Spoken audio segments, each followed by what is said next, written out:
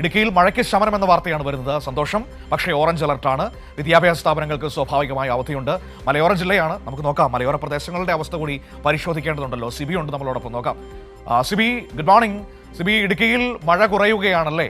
ആശങ്കകളൊന്നുമില്ലാതെ ഒരു രാത്രി കൂടി കടന്നു പോയിരിക്കുന്നു അല്ലേ?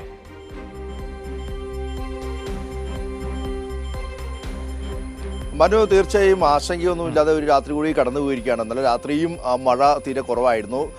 ഹൈറേഞ്ചിലും താഴെ പ്രദേശങ്ങളെല്ലാം തന്നെയും ഒരുപോലെ മഴ കുറവാണെന്ന് പറയാം.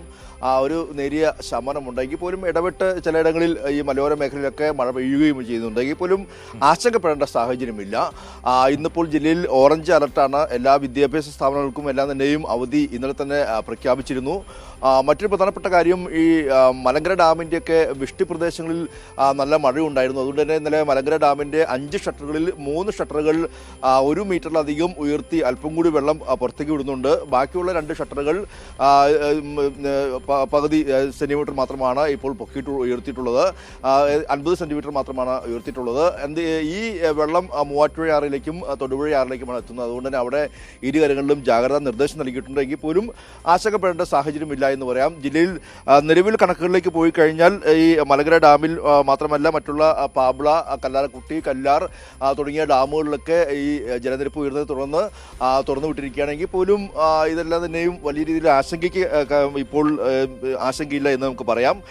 അതോടൊപ്പം തന്നെ ദുരിതാശ്വാസ ക്യാമ്പുകൾ 13 ദുരിതാശ്വാസ ക്യാമ്പുകളായി 200 പേരാണ് ഇപ്പോൾ ജില്ലയിൽ കഴിയുന്നത്. ഇടുക്കി താലൂക്കിൽ 4 ക്യാമ്പുകളായി 44 പേരും, പീരുമേട് താലൂക്കിൽ 2 ക്യാമ്പുകളിലായി 26 പേരും, ഉടുമ്പൻചോല താലൂക്കിൽ 1 ക്യാമ്പിൽ 8 പേരും, അങ്ങനെ ആണ് ഒരു ക്യാമ്പിൽ കഴിയുന്നവരുടെ ഒരു കണക്കെന്ന് പറയുന്നത്. മറ്റൊന്ന്, ഈ ഇടുക്കി ഏലപ്പാറ പ്രദേശങ്ങളിൽ 35ഓളം കുടുംബങ്ങൾ ഈ ഇത്തരത്തിൽ ഈ തുടർച്ചയായ കനത്ത മഴയെ തുടർന്ന് ആ കുടുംബങ്ങളെല്ലാം വീടുകളിലൊക്കെ വെള്ളത്തിലാവുന്ന ഒരു സാഹചര്യമുണ്ടായി. ആദ്യം ആ വീടുകൾ വെള്ളം കയറിയിരുന്നു. ആ വീടൊക്കെ അവർ ക്ലീൻ ചെയ്ത് വീണ്ടും ചെന്നപ്പോൾ വീണ്ടും മഴ പെയ്യുന്ന സാഹചര്യമുണ്ടായി. അങ്ങനെ അവിടെയുള്ള ഒരു 10-35ഓളം കുടുംബങ്ങൾക്ക് വലിയ രീതിയിൽ ദുരിതം അനുഭവിക്കുന്നുണ്ട്.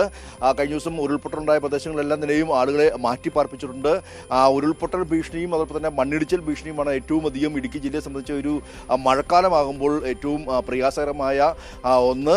ഏകദേശം ജില്ലയിൽ 10-ലധികം ഇടങ്ങളിൽ വിവിധ ഭാഗങ്ങളിലായി ദേശീയപാതയിലൊക്കെ അടക്കം മണ്ണിടിഞ്ഞ് റോഡ് ഗതാഗതമൊക്കെ തടസ്സപ്പെടുന്ന ഒരു സാഹചര്യമുണ്ട്. ഇതെല്ലാം തന്നെയും പുനഃസ്ഥാപിച്ചിട്ടുണ്ട്. എങ്കിൽ പോലും വിനോദസഞ്ചാരികൾക്ക് ഇപ്പോഴും വിലക്ക് ഏർപ്പെടുത്തിയിരിക്കുകയാണ്. പരമാവധി പേർ രാത്രി യാത്രയൊക്കെ വേണ്ട എന്നുള്ള ഒരു നിർദ്ദേശം ജില്ലാ ഭരണകൂടം നൽകിയിട്ടുണ്ട്. കൊച്ചി ധനുഷ്കോടിയിൽ നേര്യമംഗലം മുതൽ അടിമാലി വരെ രാത്രി യാത്രാ നിരോധനവും ഏർപ്പെടുത്തിയിട്ടുണ്ട്. അതോടൊപ്പം തന്നെ മറ്റൊരു പ്രധാനപ്പെട്ട കാര്യം, നാളെ CPM-ന്റെ സംസ്ഥാന സെക്രട്ടറിയായ MV ഗോവിന്ദൻ മാഷ് നാളെ വൈകിട്ട് ഏലപ്പാറയിൽ എത്തുന്നുണ്ട്. അദ്ദേഹം അവിടെ ഏലപ്പാറ CPM ഏരിയ കമ്മിറ്റി ഓഫീസിൻ്റെ ശിലാസ്ഥാപനത്തിന് തറക്കല്ലിടുന്ന വേണ്ടിയാണ് അദ്ദേഹം എത്തുന്നത്.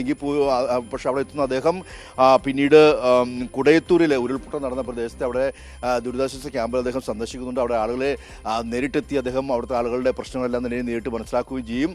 നാളെ ജില്ലയിൽ CPM-ന്റെ സംസ്ഥാന സെക്രട്ടറി MV ഗോവിന്ദൻ മാസ്റ്റർ എത്തുന്നുണ്ട് നാളെ. കൂടാതെ ഇടുക്കി ജില്ലയിൽ പൊതുവെ നോക്കിക്കഴിഞ്ഞാൽ ഇന്നിപ്പോൾ ഒരു ആശ്വാസകരമായ അല്ലെങ്കിൽ അത്തരത്തിലൊരു മഴയെ സംബന്ധിച്ച് ആശ്വാസകരമായ കാര്യം തന്നെയാണോ മനു ഉള്ളത്?